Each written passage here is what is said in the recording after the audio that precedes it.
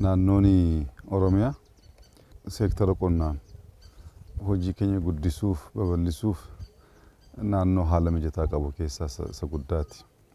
Lafa baay'ee qaba, humna hojjechuu danda'u baay'ee qaba. Lagnis Oromiyaa keessa kan yaa'u baay'eedha. Kanaan dura kana bifa seera qabeessaan gargaaramuu waan hin dandeenyeef oomishtummaan naannoo keenya gadi aanaa ta'uu duwwaa osoo hin taane godinni baay'ee seeftineetiin jiraatu turan. Shawaa keessa walakkaan seeftineetii ture. Amma bara kana paampiin 100,000 oli kan naannoo keenya keessa jiru, tiraaktarri gara 10,000 gahee jira, kombaayinariin gara 700 gahee jira.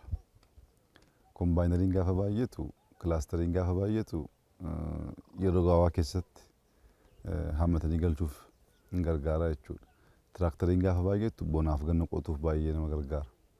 Amma bara kana ganna keessa Oromiyaan hektaara 4,000,000 qamadii duwwaa kan qote.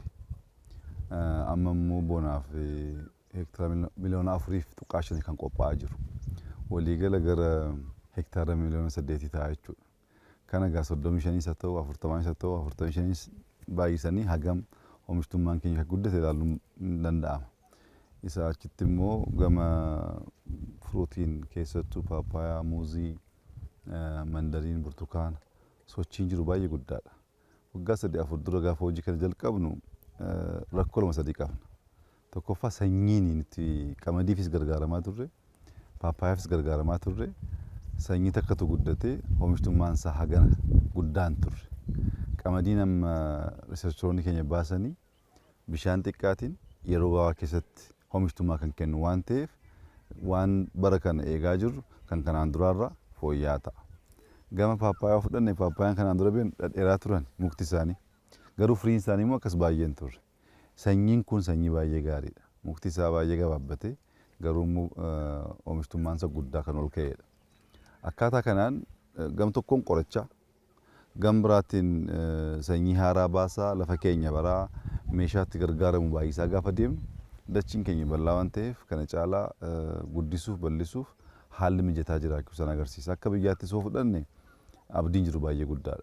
Bonaa ganna kan qotaa jirru, bonaa ganna kan qonnu keessaa qamadii duwwaa osoo hin taane keessattuu ganna ruuziin garmalee babal'achaa jira.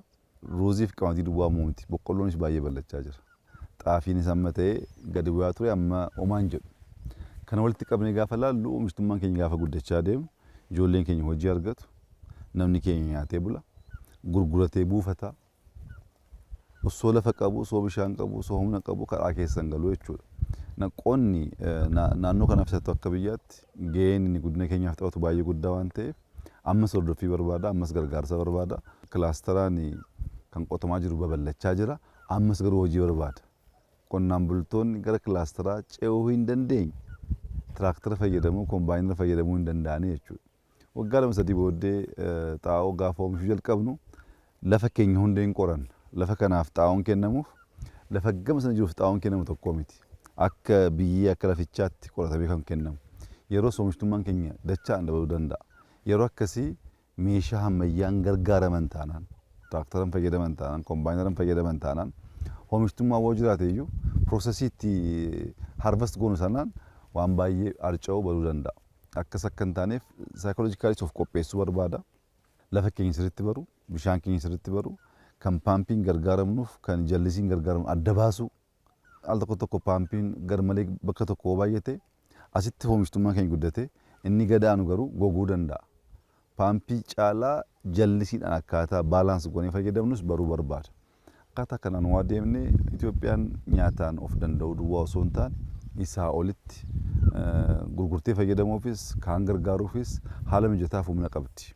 Kanaan dura rakkoo inni guddaa ture namni sirnaan naannoo keenya baree, lafa keenya baree, uummata keenya baree poolisii isaaf ta'u bocee poolisii sanaan gargaaramee halkanii guyyaa hojjetee jijjiirama fiduutu rakkoo ta'e. Amma dubbiin jijjiiramee jira.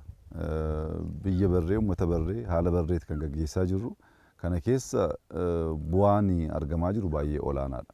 Akka Oromiyaattis, akka Itoophiyaattis wanti dhufaa jiru baay'ee namatti abdii kan horuudha. Garuu ammas gaa hojjechuu barbaada. Bara tokko hojjennee hammannee gaafa gurgurree quuffannu bara dhufutti immoo laafna taanaan hin ta'u. Kanaaf uummanni keenya qusannaa irratti oomishtummaa walirraa aanee jiru boona ganna sun boqotiin hojjechuu ijoollee hojjechiisuu hojii keessa immoo aadaa daboo sana hammayyeessuudha. Aadaan daboo durumaa jira hammayyeessuu jechuun maayini kilaastara gaafa ta'u kombaayinara tokko waliin hammachuu hin danda'ama. Haala akkasii guddisaa yoo deemne biyyi keenya badhaatuudha. Nuti guddachuudhaaf carraa guddaa qabna. Poolisii gaarii qabna. Hooggantoonni keenya gadi bu'anii hojjechaa jiru. Kanaan gargaaramnee jijjiirama fiduu badhaadhina biyya keenya mirkaneessuu hunda keenya irraa kan eeggamu natti fakkaata. Haalli jirus abdii guddaa kan namatti toludha. Waggaa 10 keessatti seenaa biyya kana guutummaa Afrikaatti jijjiiruudhaaf karoorsanii hojjechaa jirra. Kan immoo mirkaneessina. Uummata kutatee qabna. Kutannee hojjenna. Waan gochuu dandeenyu humna keenya potenshaala keenya adda baafannee jirra. Potenshaala sana sirriitti hojjennee gara hojiitti jijjiiruu dandeenye jennaan gaaffii tokko malee wanti yaadame sun milkaa'uu danda'a. Kanaaf rabbiin hin kadhannaa hin hojjennaa uummata keenya wajjin harka ol qabanneetu waan dhalootatti ce'u tokko hojjechuudhaaf xiyyeeffannaa addaatiin sochii jalqabamee jira. Sochii kana addaan kutuun gidduutti dhaabuun jiraannaan garuu wanti yaadamu sun mul'ata ta'ee tafa. Mul'anni mul'ata guutuu kan ta'u gaafa milkaa'udha. Gaafa mirkanaa'ee kan dubbanne sana qabachuu kan fagootti ilaalle sana bira ga'uu dandeenyedha malee akkasuma mul'ata gaarii qabaachuun gahaa miti. Qonnaan bulaan keenya amma qabeenya argachaa jira. Dhaamsi koo inni guddaa qonnaan bulaa naannoo keenyaatiif qarshii qabna jireenyi keenya garuu fooyya'aa hin jiru. Qarshii qabna qarshii argachaa jirra garuu manni keenya isuma kaleessaati. Kana keessaa baanee jiruuf jireenya qonnaan bulaa ceesisuu karoo jedhu sanaan namni gaafa mana ijaaru boroosaa keessatti baayoogaasii qabaachuu, soolaarii tokko qabaachuu, TV qabaachuu, saawwaniif ofii bakka xiisan gargar baasuu akkaataa kanaan jireenya keenya fooyyessaa yoo deemne diizaayiniin jira, saampiliin ijaaramee jira, namoonni humna qaban akkaataa sanaan mana isaanii jijjiiraa yoo deemanii jiruun hin jijjiiramu taanaan wanti maasaa irratti argachaa jirru kun gatii hin qabu. Qarshiin baankii taa'u baankii qusachuun baay'ee gaariidha. Qarshiin baankii taa'u nama liqeeffatutti itti gargaarama. Qonnaan bulaan dadhabee qotee buufatee baankii kaa'ee qarshii isaatiin immoo daldalaa tokko uffatee daldalaa jechuudha. Akkas duwwaa ta'uunsaa jiruuf jireenya uummata keenyaan jijjiiru. Qusachuun sirriidha. Gaafa qusannu garuu jireenya keenya fooyyessaa, jireenya ijoollee keenya fooyyessaa. Haadholiin keenya kanaan dura mukaan bilcheessaa turan keessaa ba'anii baayoogaazii fayyadamuu akka danda'an, ijji isaanii akka nagaa ta'u, humni isaanii qusachuu akka danda'an xiqqoo jiruu keenya irratti hojii barbaada. Akka qonna ilaalaa jirru kana, akka furuutii ilaalaa jirru kana Oromiyaa keessatti sochiin jiru gaarii fakkaatu malee ammas godoo keessa jiraachaa waan jirruuf isarratti qonnaan bultoonni keenya itti yaaduu qabu. Mootummaan naannoo Oromiyaas itti yaaduu qabu. Kaayyoon keenya inni guddaa jiruuf jireenya uummata keenya fooyyessuudha. Jiruuf jireenyi uummanni keenya fooyya'uu kan danda'u jalqaba maasaan sirriitti akkaataa kanaan sanyii gaarii argatee jallisii argatee gaafa qotamudha. Inni kun ta'aa jira. Inni kun gara manaa adeemudha. Kan maasaa keessatti argaa jirru kun gara manaa adeemee jiruuf jireenya uummata keenyaa jijjiiree mana qonnaan bulaa galanii taa'anii nyaachuu dhuguun akka danda'amu.